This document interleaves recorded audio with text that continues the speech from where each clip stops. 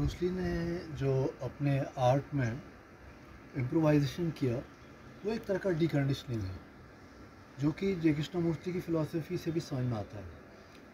अब आप देखेंगे ब्रूस ली से पहले जो विंग चन आर्ट था वो एक औरत ने इम्प्रोवाइज़ किया था, उसमें उसको डीकंडीशन किया था। उसमें जो स्टांस होता था वो कुछ इस तरह होता था, इसको ये चिकन माँ कहते थे। ब्रूस ली ने क्या किया, इसको चेंज कर दिया। इसमें बैक हील, पिछला हील थोड़ा उठा हुआ होता है और यहाँ से ब्लॉक करके पंच यहाँ से मारते हैं और फिर किक करके फिर वापस आ जाते हैं अपने स्थान पे। इसमें जो चेंजेस किए हैं वो कंडीशन को डीकंडीशन किया ब्रूस ली ने किया। इससे पहले जो लेडी थी, निक न्यू नाम था उसका, उन्होंने चेंज किया था। फिर उन्होंने वो आर्ट यिप मैन को सिखाया, यिप मैन ने ब्रूस ली को सिखाया और इस तरह ये चलते रहा। और ऐसा हर आर्ट में होता है। ये बात मैं नो माइंड को बताने के लिए कह रहा हूँ, क्योंकि जब हम विचार आते हैं, ब्रूस ली ने क्यों किया, क्योंकि वो सोच रहे थे। अब उन्होंने अपने आप से सवाल किया, क्या ये सही है?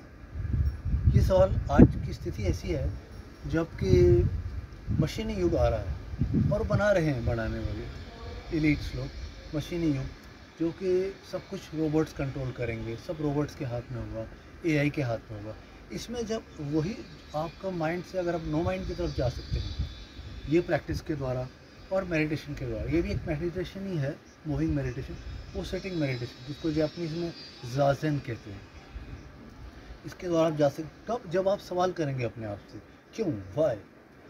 जैसे कि पहले एक बार मैं जब नेवल टॉक्स में था, उसके बाद मैं ग्रेट ईस्टर्न ज्वाइन करने जा रहा था, तो मैं लिफ्ट में चढ़ा, एक लंबा सा आदमी, गोरा सा अंग्रेज जैसा, और उसने मुझे हाथ मिलाया, हाथ मिलाने के लिए हाथ बढ़ाया, हेलो।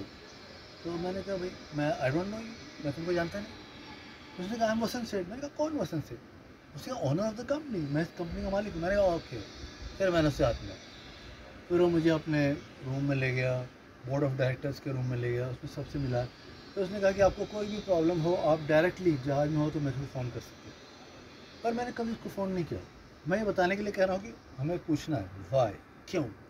और ये अब ये फिज़िकल लेवल से मेंटल लेवल में जाता है, यानी आँख बंद करके भी हमें सवाल पूछना है, क्या चल रहा है, हम क्या विचार आ रहा है हमारे, तो क्यों आ रहा है, कहाँ से ये विचार आ रहा है, तभी हम नो माइंड की तरफ जाएंगे, वरना नहीं जा सकते। अब जैसे ली ने इसको, इस स्टांस को इसमें बदल दिया, ये ज़्यादा मूवेबल है। और ये जो देखिए बॉक्सिंग में इस तरफ लग, ये यहाँ इसको सेफ के लिए लगाते हैं, उसने उसको भी चेंज कर दिया, इस हाथ से ब्लॉक करना है, फिर पंच करना है, जैसे ब्लॉक किया ऐसे ही पंच किया, और उसके बाद गए किक और फिर वापस आ गए। ये बहुत ही मोबाइल है। ली की अपनी कमियाँ थी, ब्रूस ली का एक पाँव दूसरे पाँव से थोड़ा कम छोटा था, परंतु उसने उसको ओवरकम किया। इसलिए ली की किताबें आप पढ़ेंगे तो आपको रियली नॉलेज होगा, क्योंकि उनकी पहली किताब से ही मुझे सारा नॉलेज मिला। उसके बाद जय कृष्णमूर्ति, उसके बाद योगा, न जाने सारे गुरुओं को मैंने पढ़ा। तो आपको ये समझना है, ये सारा जो मूवमेंट है, ये एक तरह का मेडिटेशन ही है, क्योंकि हम जागते चले जा रहे हैं।